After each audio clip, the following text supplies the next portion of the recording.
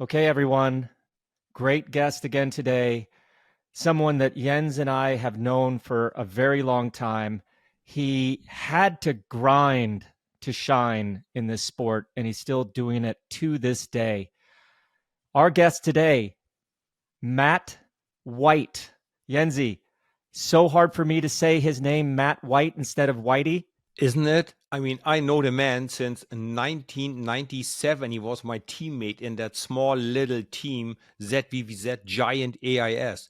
So we go back a long time. And yes, ever since I know him as, hey, Whitey. And now we go, oh, Mr. White, sport director. But we all going to talk about it in a minute. Oh, yeah, there's some good stuff in here. I mean, he's been around as a very loyal domestique, stepped into the car at a very young age, and is still part of the staff of Jayco AlUla to this day. So please sit back, relax, and listen to our interview with Matt White. All right, everyone, please welcome Matthew White to Bobby and Jens. Thanks, guys. Glad to be here. That was a sign of respect for me to call you Matthew because, I don't think I've ever called you Matthew. It's always been Whitey. So how should I refer to you the rest of this interview? Is Whitey okay, or should I go Matthew? No, definitely Whitey.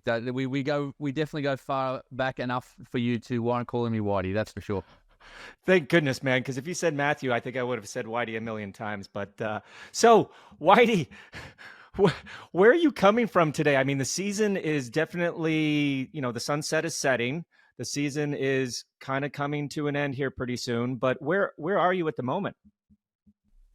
Yeah, I'm in the south of Spain, my home, about 70 km south of Valencia, and it is coming to an end. But we've got guys racing up until the 27th of October. So there's some lucky travellers have got some trips out to Asia coming up. But first things first, we've got a big block of racing in Italy, which I'll be off to early next week. Obviously, the big one is Lombardy next Saturday, but there's races before and after as well.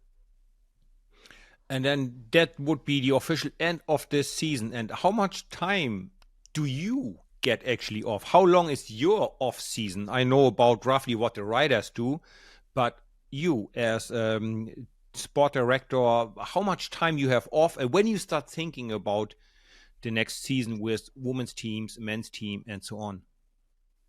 The season is still a month from closing up, but in my role, across high performance and sports directing, I'm really busy at the moment building the calendar for 2024 already. I like to get with the calendar has been partly built through the summer months because if you with the acquisition of new riders, you've got to see how that fits, what you're looking for, where you're bolstering your roster, where's weak, where you need to, where are your weak points. And then building the calendar backwards with obviously your big leaders first, and then an array of helpers and domestiques around them. And you've got to present that to your stakeholders. And then there's the toing and froing between the coaching group as well. So it's a pretty complex process.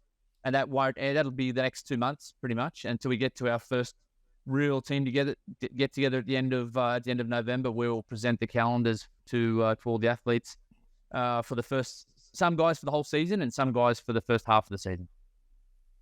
And where will you have that meeting in November? That always seems to be tricky because guys are trying to go on vacation and they live all over the planet. But are you going to have a centralized location somewhere in Europe? Yeah, with the season now, finishing on October 27th and then starting for us down under on the 3rd of January, we will not be able to get all 30 athletes together. It's just not possible because by the time the season finishes, some of the guys have already gone back to Oz, back to New Zealand, wherever that may be. So we break it up and, we'll have probably 15, 16 guys together at the end of November. We'll do it in Turin. We've got a relationship with a medical clinic there, which we do all our, fourth quarter biological tests for the UCI, which is a really great clinic we use. And we'll come in there 3 days, get everyone together, and that's where we'll sit down with the 15 or 16 riders face to face, go through a bit of a review of this season and what we've got expected for next year, and then the other 14 guys will do that over Zoom in that same sort of period, whether they're in Australia, New Zealand, or whichever part of the world they're in, because these days it's really hard to get 30 guys together at any time during the season, really. So when you do so much planning and still being at races, you travel a lot. You still work out a little bit to keep like your mental health stable or to keep your stress levels down? What do you do to relax a little bit, to refreshen, so you be ready for more work on the laptop, in the car, or what else comes your way? Yeah, Jens, I wouldn't go a day without doing something. I have to get out. I just have to break up the day somehow. Yeah, whether it's, I've got a lot of work, sneak a ride in, sneak a walk in, sneak a run in. When I'm on the road, I'll walk or run every day. I'm not training for anything specifically running anymore, or I haven't pinned a number on riding a bike since I retired. So now I've got 3 children and they're all into cycling. Obviously, the oldest one is nearly 14. He's getting right into it. So he's at an age where I can go training with him. Unfortunately, he'll kick my ass these days, anything more than a 1 or 2 minute climb. But I enjoy getting out and exercising, and I'd go bonkers. I would go bonkers if I did more than a couple of days without getting out and doing something, because one, it's, I'm phasing out of that 150 days in the car. But even just sitting down working, it's good to break up the day with a walk or a run, or if you can fit in a ride. So I do something, and try to do something every day. That's one thing I've really noticed over the years, and I think is a very good new thing, is to see DSs and staff people working out, because it was so easy to do nothing. Back at the beginning of my career, I remember the directors never touched the bike. Soigneurs, mechanics, pretty much the same thing. But now you see a really good level of at least basic fitness. And I think, Jens, you hit it on the head. I think if I was in that situation again, it would be more for the mental health rather than, any sort of physical preparation whatsoever. But, to talk a little bit more about you, Whitey, for our listeners and our viewers, you were often working in service of others, which in this sport we call a domestique, if you will. But you also won a few races. I mean, we really remember you for your positive attitude, your funny stories, just like, take charge sort of guy. But you won a couple races. One was in the 1999 Tour de Suisse, when you're riding for that Italian team, the winemaker, Vini Colorado, and then also in 2005 with a stage in your native Tour Down Under. I know we're getting older, but our memories of those days have to be there still. Do you have any memories of those days that you got to lift your hands above your head? Yeah, pretty easy to remember when you only got a couple. But no, I think my career, I have a lot of fond memories from my career, and I did enjoy being there and supporting other riders, whoever that leader was. I did enjoy that, and I think that has held me in pretty good stead for my post-career job. I think I was someone who could relate to the bigger stars or the young neo-pros coming out of wherever they've come from and struggling to get their 2 feet on the ground and making an inroad into their career. So I think that sort of really did help me slide into my role as a sports director. And I did start this role also pretty young as well. So I came in at 33, which at the time there wasn't any directors that young. But no, I have a lot of fond memories from racing and living like a gypsy in Europe in my amateur days and also in my early professional days. I wouldn't change a thing. It wasn't the easiest of positions into the professional ranks for sure, but like I said, it's held me in pretty good stead for my post-career activities. Here's a little nugget for our listeners then. Whitey, see if you remember that. 97 US Pro Open Championships, we raced in Philadelphia. Well, we did win Trenton with Jay Sweet, and we finished the big race on Sunday, and then Didn't we run up the bloody rocky stairs at midnight? I think we did. I think we did. We did. Yeah, mate, we did. We're Yeah. big fans of the Rocky franchise, and Yeah, not every absolutely. weekend you go to Philadelphia. So no, we've Indeed. got plenty of fun memories racing with you, Yenzi, both against you and also as teammates. Same here, my friend. Same here. Since 97, we were teammates in 97. Yeah, when we had a little trip to South Africa, we went to Stellenbosch to start the preseason, and then we Yep. came back to Europe. We came back to Europe after that, and hit the roads of Europe, both in the aim of making it into a world tour team at the time, which you made it straight away the year after, and the year after that into a small Italian team, and that was it was fun times. It was different times, but it was fun times trying to crack into the professional ranks, wasn't it? Yeah, it was. Different world back then, but yeah.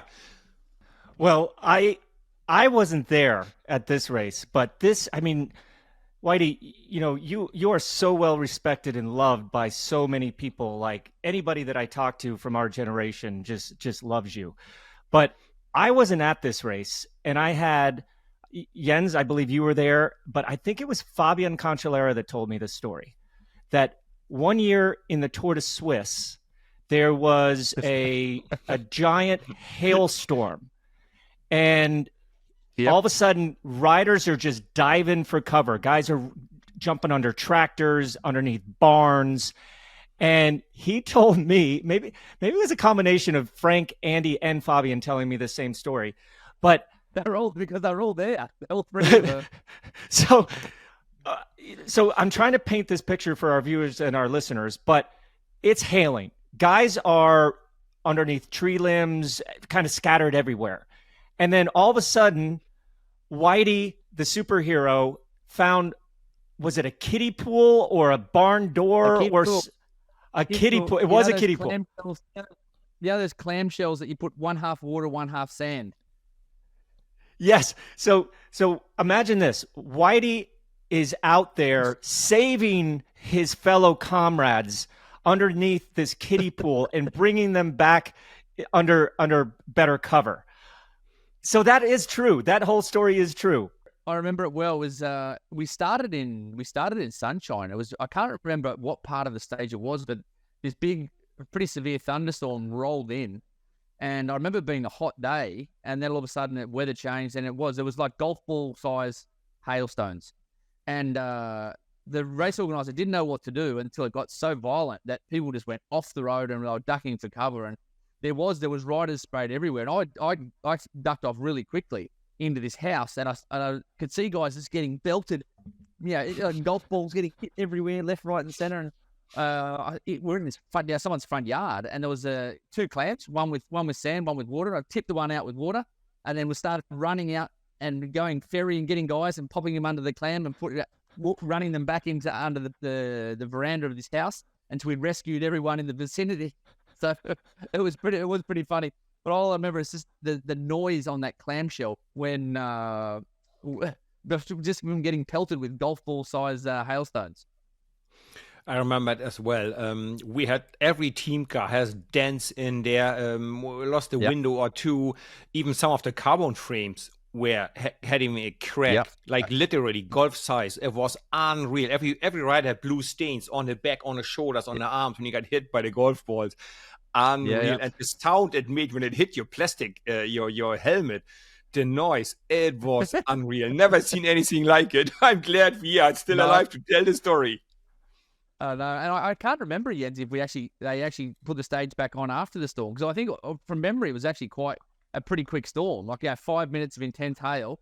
But I don't remember the stage being cancelled. I think it was just stopped until the storm passed, and we carried on as usual. I think they called the team buses back, and then I think we did drive. Really? Yeah, I think we did cut out one big mountain. We drove around it, and then we went back out on the buses, restarted on the other side in perfect sunshine. Like you said, it was actually a nice day, just like this 20 minutes of just brutal hailstorm. But it was just unbearable. The show must go on. The show must go on. Indeed. You would have fit right in with B.S. Christensen and our old CSC survival camps, because that's the spirit of a leader right there, and says a lot about you as an individual. But do you remember what year that was? Oof. I reckon 206 or 7, because I retired in the end of 7. So one of those large. I must have been on Discovery Channel. So it must have been one of those years, 206 or 7.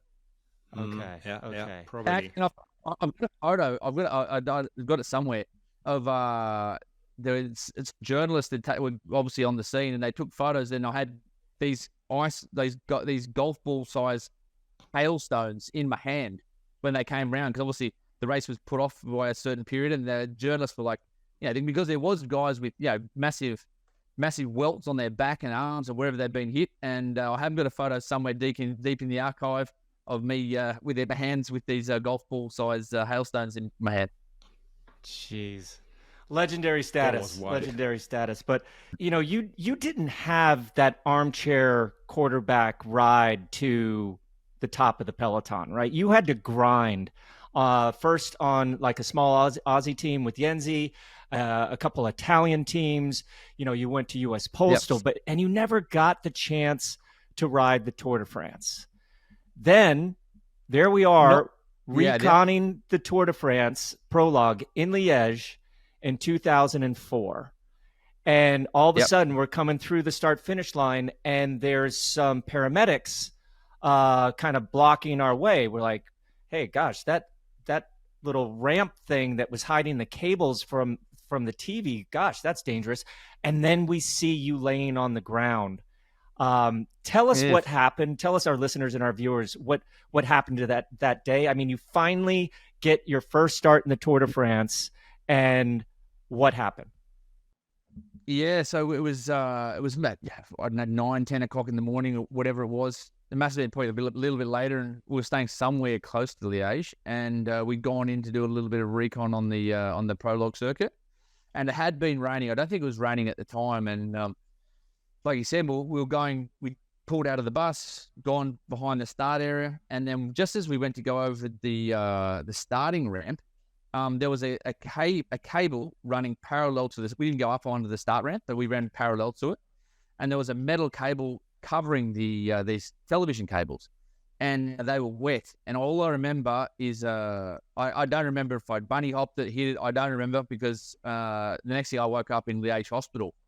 So there is footage on the internet of that crash from some punter who was standing closely, and I went out straight over the handlebars, hit my head, unconscious, woke up in Liège Hospital with a broken collarbone about 5 hours before the tour. The team doctor, the concussion protocols didn't really exist then, and they weren't that worried about the concussion. They were like, well, you broke your collarbone, it doesn't need surgery. It was a clean break. And I'd just been picked in the Olympic team 24 hours before for Athens, which was, I think, 5 or 6 weeks later. And the doctor said, look, you can start the tour, but remember, it was a tour that had pavé a few days into this stage. And he said, look, if you start the tour, when you hit to the pavé, you're gonna do it more damage than good. And so that was my tour done. Packed up, went home. I didn't need surgery on it, and ended up having to train on the home trainer for the Athens Olympics, and had to prove my selection, even though I'd been selected the day before to go to the games, and ended up pulling that off in Denmark and Hamburg post Tour de France. But it was I had to wait till the next year to ride the Tour de France. But it was pretty disappointing. But ended up part of his sporting career. But obviously I'd tried so many times to ride the Tour before, and even in 2001, the first year I joined Postal, I was actually picked for the Tour, and got a phone call from Johan the Sunday night after the National Championships, and my dad was already on his way to Europe to watch that tour, and just they'd made a difference in their selection. They ended up going for one more climber over one more guy for the flat, and the time, I think that shows Victor Hugo Pena over me, and that was pretty disappointing in 2001, and then I had to wait till 2004. And then, well, actually in 99, we were going to the Tour as well with Vinny Calderola, and then Sergei Gonchar had returned a positive test for a high hematocrit in Tour of Switzerland, and they took our wild card away 3 weeks before. So there's been multiple times that I missed the Tour de France prior to that, and just had to wait one more year. And I didn't end up riding the Tour many times as a rider, but obviously done the last 15 as a sports director.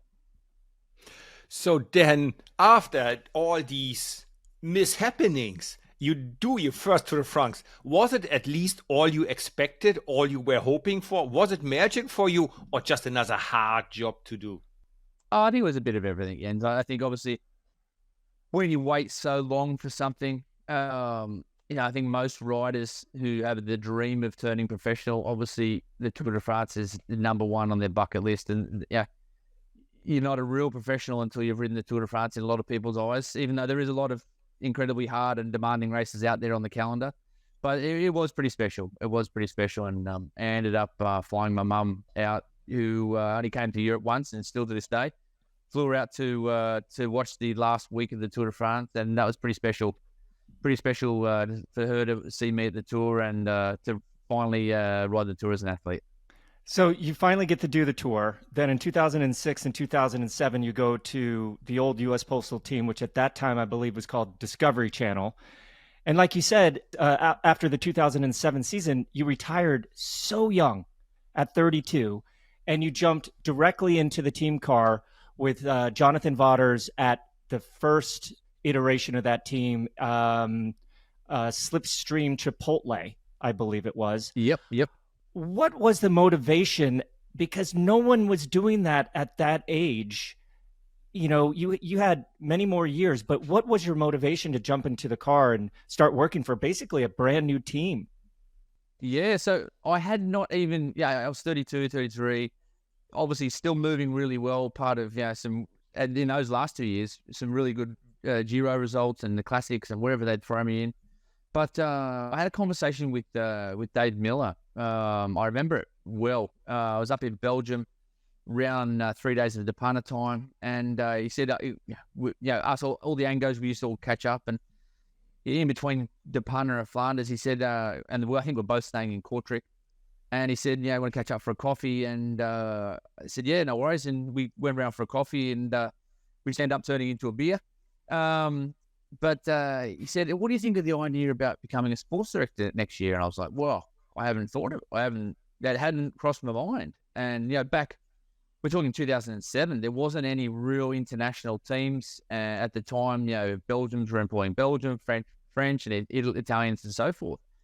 And I said, well, what's the idea that Dave? And he said, well, I've been in talks with, he was still racing, obviously, with Sonia Duval, I think, at the time. So I've been in talks with Jonathan Vaughters, and he's got a small team at the moment that have been this year. They came over and did a bit of a mixed program. It started off as a junior team from Colorado, and it was getting bigger. And they'd run into a sponsor that wanted to make it into a fully fledged professional team that was based out of Europe next year. And then we got into the discussions about what the team was going to stand for, where the sport was at the time. It's 2007, and at the time I said, well, I can still do a couple more years as a bike rider, but I really did like the idea that Jonathan had, and the way that the team was going to be structured, and more so about what the team was going to stand for at the time. And I'm good mates with Dave, and I said, well, who's going to be in the team? What will my role be? And we started. He was already starting to build a team already in spring and get into a few people's ears. And there was a few guys that good mates, Christian Vandervelde, Julian Dean, Dave, that were looking at coming to the team. So I kept in touch with Dave, and then at the end of the Giro, I had some contract negotiations where they wanted to continue for next year, and they needed an answer in June. And after a couple of months of thinking about it, I decided to take that leap over the other side of the fence and sort of pursue the directing role. And at the time, my mentality was, I didn't have a crystal ball of how international cycling would become in the next 5 or 6 years. But I just thought, it's a great opportunity to get in. And if I don't take it, someone else will. And maybe there's not that opportunity to get back into this side of things in the future. little did I know about all the teams that would evolve over the next few years. But I certainly had no regrets. I was sort of it had been a graft that decade before, and I was excited. Our change is always something. It's challenging, and because of my personality, I think because of my pathway into cycling, going directly from a rider into a team car at that age was a pretty natural progression for me. It certainly had its moments and challenges in that first year because all startup teams are clusters, especially one where Jonathan was bringing a lot of people from America to Europe who didn't have a lot of European experience. I remember my first tour of Italy with the team in 2008, and I was the only person who'd been to the Tour of Italy I had been there the year before as a bike rider. So there was a lot of green people, but there was a lot of enthusiastic young staff and a lot of doers, a lot of workers, and we got the job done. But there was a lot of teething pains, which there always is in those young teams. But I again wouldn't change a thing because it sort of helped mold me into a pretty robust. There's a robust individual. And so you definitely helped that team to develop over some years, and then later you then had a big change again and which is almost logic, went to an Australian team, right? And you spent many years in the team with, Jayco, Orica, Green-Edge, Mitchelton, Scott, Team Bike Exchange, and all these names. How was that? Was it just a natural progression for you? Yeah, again, look, I had some brilliant years, 3 years, with Christian and Dave, and Brad Wiggins was fourth in the Tour, and Ryder Hesdale. We had a great group of guys, and a lot of success. And it was a pretty top-heavy team of old, experienced guys and some young, developing guys. I had a ball there, and then when the opportunity to be involved in a brand new Australian professional team, something that had been talked about for a long time, because by the end of my career, there was a lot of Australians floating around Europe and a lot of successful Australians in the professional ranks, and we'd never had any team at all. And it was pretty exciting to join that team from the beginning. And we've had a lot of different names over the years, but the underlying sponsor and the underlying individual behind that is Jerry Ryan, and he's an incredible man, and still backing us as a team and me as an individual to this day. And we've had, I think we're in year 12 now. A lot of success over the years, and it's been a very fun organization and really close to my heart, one to be involved with. Yeah. Your team boss should be knighted for cycling, but like you had a little bit of experience with this, because with JV, he was always changing sponsors' names, from, like Jens said, from Jayco to Green-Edge to Mitchelton Scott to Bike Exchange to your current Jayco AlUla. How is that when you have to, when basically the team stays the same, but the sponsors change? Is there any real effect on the kind of overall vision of the team when a new sponsor comes in there? Because it seems like you've had to deal with that quite a bit throughout your career. Yeah, no, Bobby, because all those companies besides AlUla they're Jerry Ryan's. So Jayco's is a big caravan company, which Jayco, Mitchelton, Bike Exchange he owns shares in. All those sponsors. Orica wasn't, but obviously Orica was there for 5 or 6 years. But he's been the founder of the team, and a lot of it's been his money. So the vision of the team was his to start with, and so we've had different names, but it's been predominantly Jerry's money and Jerry's backing throughout that decade. Oh, look, we've had our rough patches, as a lot of teams.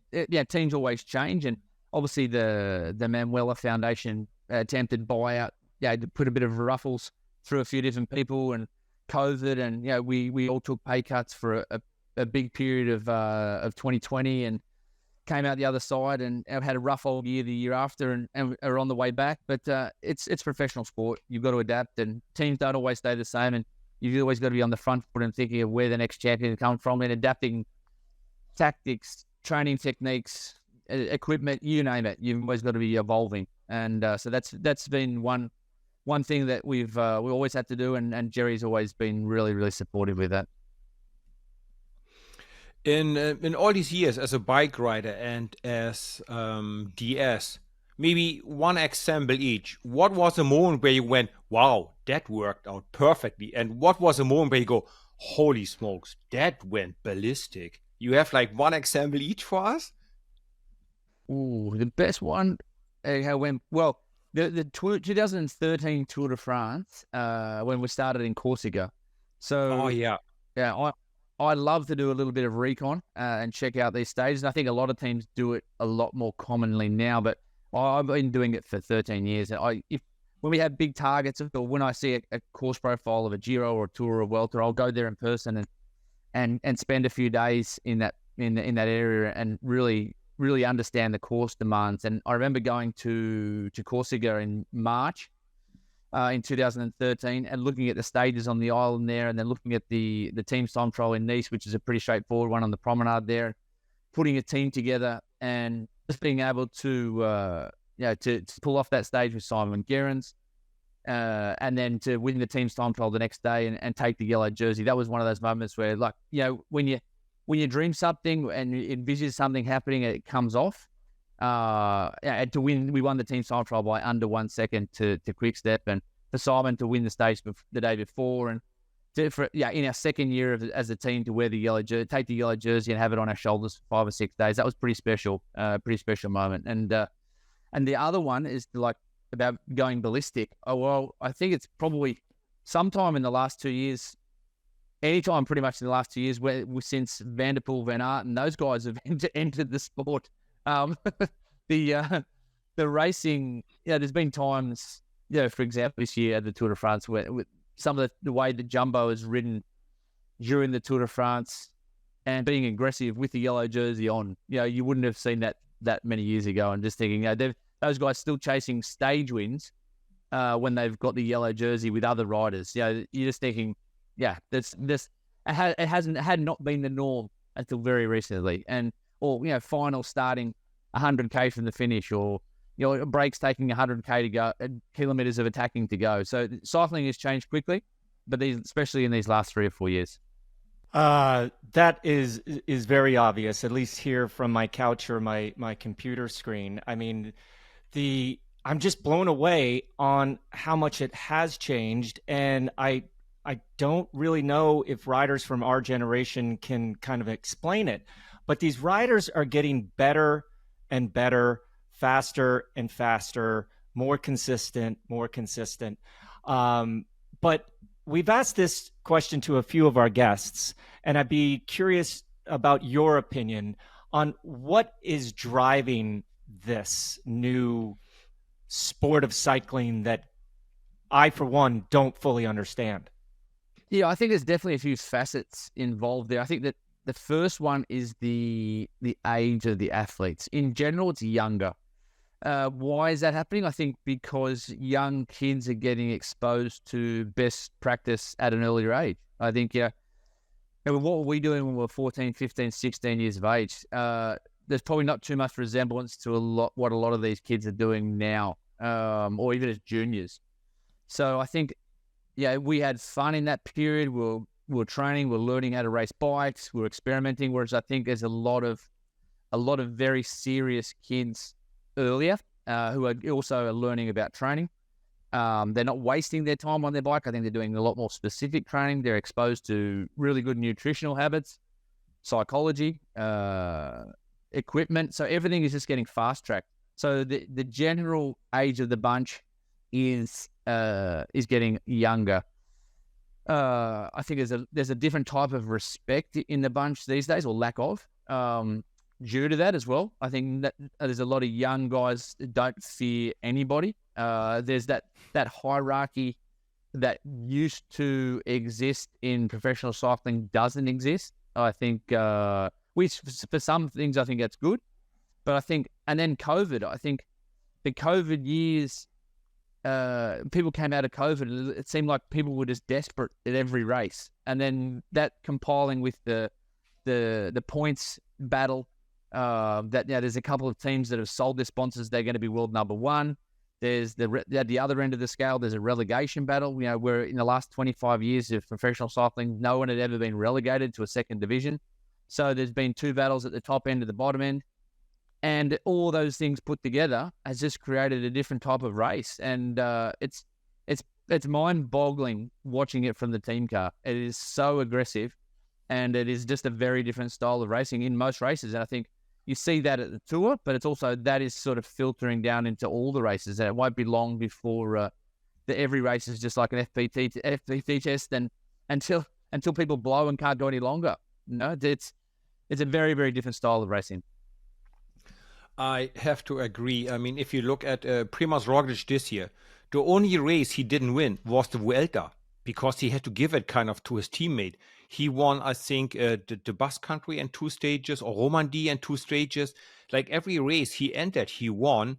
That is sort of like unheard of, that the same rider can keep the shape, all year long. It is definitely different. You think the team budgets have something to do with it? And just for our listeners to understand, what do you think is the difference between, let's say, the team with the highest budget and the team with the lowest budget? How much is the difference in between? Probably double. I would think your team's kicking around in the lower end of the World Tour, or definitely good continental pro teams, probably 15 to 17 million. And I know our budget, but no one knows. No one knows the exact budgets of other teams. It's not public knowledge, but there's a lot of talk there that some of the top teams are 30 to 35 million, which is, I would think, even higher for some of these teams. And a lot of that has gone into servicing for sure. Gone to the day where training camps, you'd go up there, a couple of riders that go up to altitude on the road and kick around there for 3 weeks. People go up there with chefs and masseurs and physios and mechanics and sports directors and coaches, and it's a pretty big operation. Those operations are very costly, but also I think you can see that there's a lot of depth in a lot of rosters. And when you've got teams capable of running 1, 2, 3 in a Grand Tour, or dominating races as some teams have been doing, a lot of that is going to rider roster. When you can buy better quality riders, you can expect better quality results. But okay, let's say you're in the middle, or at least the 3/4 high part of the team's budgets, right? You're not going to be able to go out and pay one guy $5 million, another guy $4 million, another guy $3 million, and 4 others $1 million, right? No. So when you're signing new riders these days, you just said that earlier in the podcast that you have 29 guys, you have one more spot. When you're signing riders these days, what characteristics are you looking for, knowing that you don't have the budget to get the dead ringer? Well, there's a couple of ways. One is creating a talent pathway. So obviously next year we've got an agreement there with Axel Merckx and Axion, and I think that's a real good initiative from our behalf, to get an earlier eye on younger talent. It's 3 years ago I was not looking at junior cycling, and now I'm looking at junior cycling. That's in 3 years. So they're looking at juniors. Before you were looking at good under 23s, and now you're looking at juniors, because you're looking at to put the best juniors into under 23s. And I think the reason we are doing is because some teams are doing it, and if you don't do it, you are not going to get your eyes on the best talent. So that's one part of it. Is creating a pathway for young people in your organization. The other one is, which I'm personally looking for, is if you haven't got the budget, is you're looking at the biggest teams in the world, and you're looking at, you can't give everyone an opportunity in some of those big teams. There's just too much talent. So you've got to keep your ear to the ground, look at the rosters, have a look at who's missing out on Grand Tours, but is clearly talented enough. And then you're using that Moneyball sort of scenario where you're getting in, you're buying someone who's just off the radar there, that maybe a team hasn't gelled with that team for whatever reason. Do a little bit of research of why it hasn't gelled, and then get them and offer them leadership, offer them more opportunities at your roster, which they haven't got at Ineos, at a Jumbo, at a UAE. So they're the sort of areas that we're looking at there. And then there's the other area, which is pretty unfortunate, is these days, I think what the trend that I've seen over the last couple of years is that there's a lot more young athletes getting a chance to turn professional, but there's also teams that are also becoming a lot more cutthroat. And I think not everyone develops at the same speed. And that, now if you haven't got a professional contract by the time you're 21, 22, it's very hard then to crack into the World Tour ranks at an older age. And not everyone's a superstar junior, not everyone's a superstar 19, 20-year-old. And that's a little bit harder to find, but there is guys out there who just mature a little bit slower, and you've got to be looking at those guys. Maybe that guy went to university, maybe that guy was working for a couple of years, maybe he had some injury and didn't get that opportunity as a good under 23, but he's performing now. So it's tricky, but there's some rough diamonds in the slower developers path as well. Before I come to my next question, Whitey, maybe I did find a moment where things go ballistic. You go, oh my God. Basically, the week you described in the Tour de France in Corsica, what did happen to your team bus? Yes, it got stuck underneath the finish banner. That is probably one of these moments where you go, oh, I didn't see that coming, right? That didn't work out to plan. But you all solved it, and it's another legendary status. No. So what happened that day was obviously I was in car one concentrating on the race, and we had our hotel was 500 meters from the finish line. And as a general rule, you always send the bus to the finish line. But I thought, it's Tour de France. We'll get the guys back to the hotel quick smart. And the massage therapist had rung and said, look, it's 500 meters away. It's real easy for the guys to get back to the hotel. And so instead of having the bus there for nothing, he said, okay, just park the bus at the hotel. And then our sponsor, Jerry, had arrived with a posse of people there. And obviously he said, well, where's the team bus? And we said, and he rang someone else in car two and said, look, the team bus is at the hotel 500 meters away. And Jerry said, no, I bring the bus down to the finish. So the bus had already gone to the hotel. And so we rang the bus driver. I was unaware of what had happened. And the bus driver then proceeded to go back onto the course at 2 or 3 kilometers from the finish, and come back around and go through the start area, because that was the only way he'd get to the hotel. And obviously, at all the points before, the buses had gone through 30 or 40 minutes before, and he was on his own. But he got waved through. Come on, in you come. So he gone past all these checkpoints and got to the finish line, but that gantry, they raise and lower that gantry for the bus heights. And because they had presumed that all 21 buses had gone through, they lowered the gantry, and whoever was on the finish line had waved him through. And so he went through there and got the bus wedged underneath the gantry maybe 30 minutes before the race was due to arrive. And then the first thing I'd heard about it was actually on race radio, and that a bus had wedged under the gantry, and that we were going to stop the race at 3 kilometers from the finish. And I'm like, oh, what's this? And then I heard it was our bus, and I was, oh, and so firstly we were telling the guys, okay, guys, the race is going to stop at the 3K to go banner. It's good. That's where the finish line is. And was quickly looking back at the 3K to go, what the run-in was going to look like, because we had Matt Goss as a sprinter, and how we had a plan for what the normal finish line was. And then 10 minutes later, I was totally unaware of what was going on the finish line, with letting the air out of the tires of the bus and jacking up the gantry so the budge could get unwedged. And then the next thing I heard is, no, it's back to the normal finish line. So, all right, guys, the bus, and I didn't tell the guys what had happened. I said, all right, guys, back to plan A. We approached the final as we did as planned this morning. Back to the finish line. Copy. And anyway, we went through the stage. There was a crash on the finish line, and Gossy didn't end up doing anything. But we arrived at the finish line to this massive media storm of obviously what had happened. And it was stressful at the time.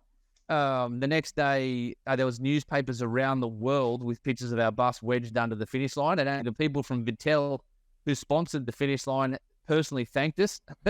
They got more publicity from photos. There was photos in the Washington Express and all these papers that would not put a cycling on in their papers. because of the scandal. And actually, our spot and Jerry said, "Oh, look, if we can't win, it's good to get any publicity is good publicity." And then we end up winning the next day anyway. So no, it was a pretty hectic 48 hours, that's for sure.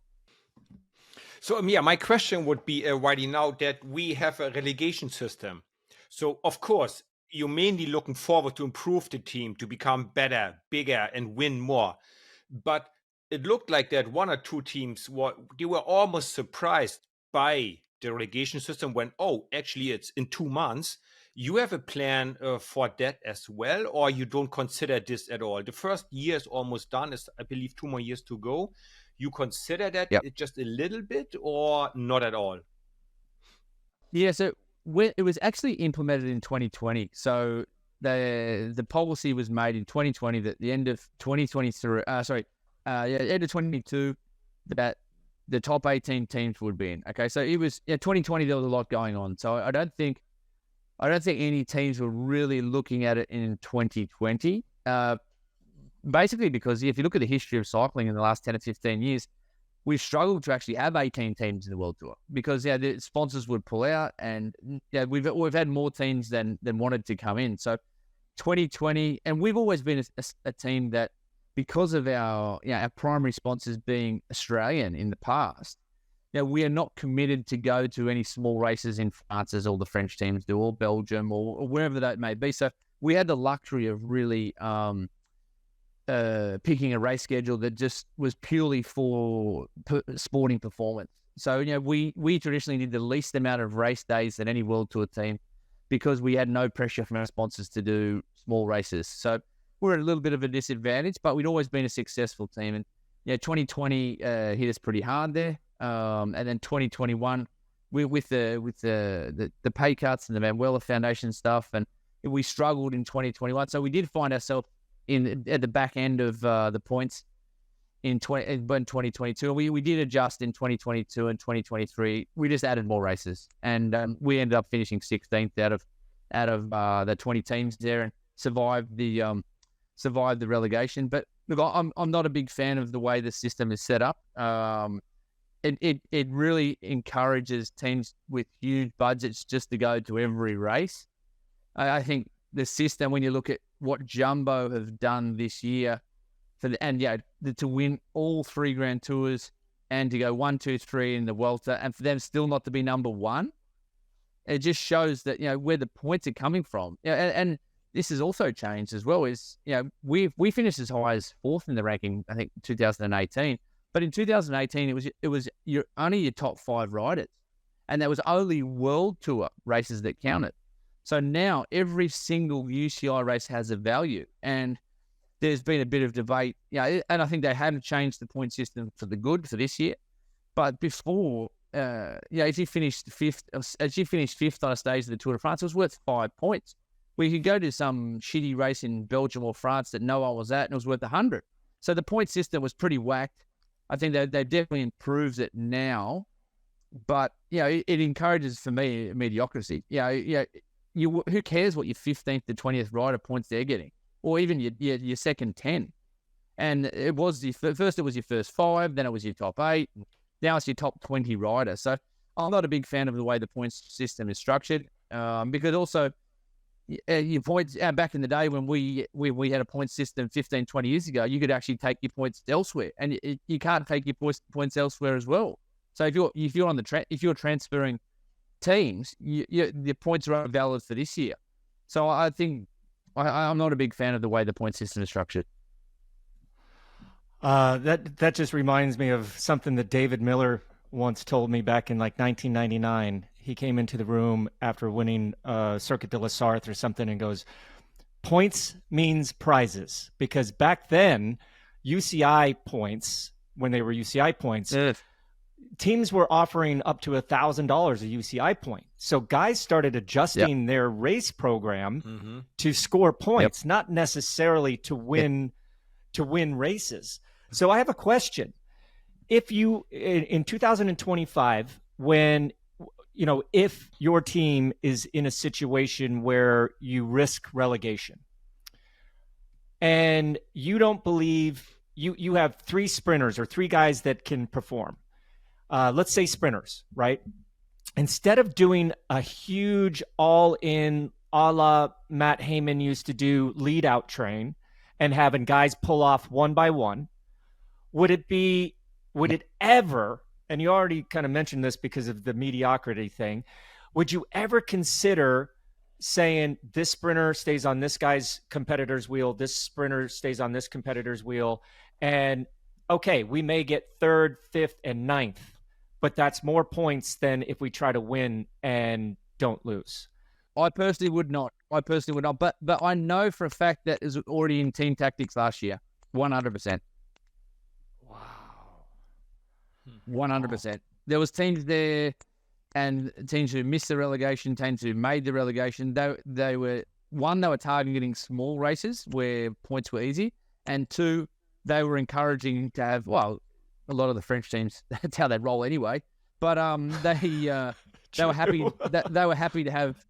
They were happy to have 3 guys in the top 10 finishing 4th, 7th, and 9th. I know for a fact that was in team meetings last year.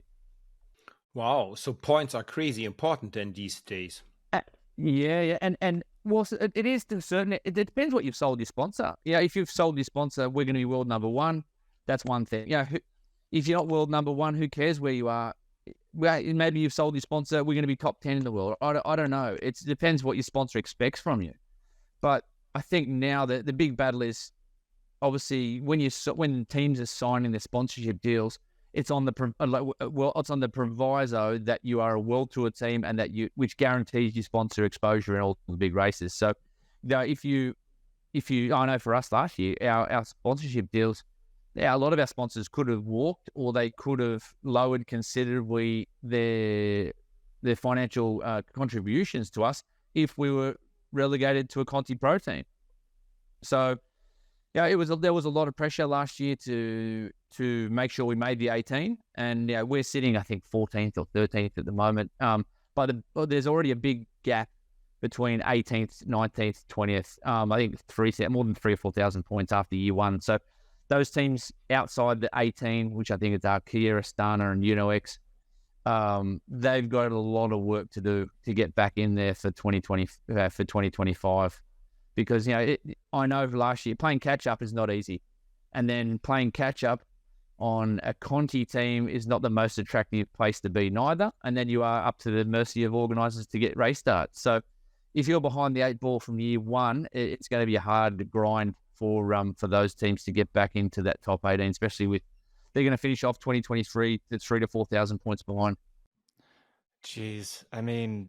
And we wonder why we kind of struggle sometimes with viewers understanding our sport, right? Like, wait, I thought you guys said this was a team sport, and there's guys chasing each other down. There's guys dropping their leader. There's guys that are, doing all these crazy tactics. Pretty interesting. But I have one last final question from my part. Someone wants to come into the sport with a huge budget. Let's say $40 million over 3 years. In my opinion, or to my knowledge, you got 2 choices, right? Start slow and work your way up through the relegation system and get promoted, or you can outright buy a world tour license from one of the teams that maybe didn't find a sponsor. Is this right? And if so, can you kind of talk me through that process a little bit? Yeah, no, you're spot on there, Bobby. And I don't officially know the nitty gritty of.